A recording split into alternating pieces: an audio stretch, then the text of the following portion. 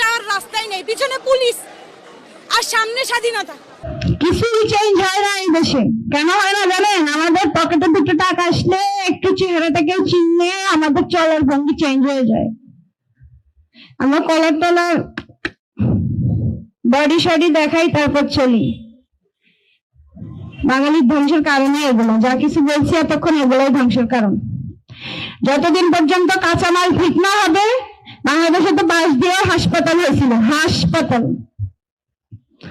সবাই নিজের জায়গা থেকে ভদ্র হতে হবে, ইমানদার হতে হবে।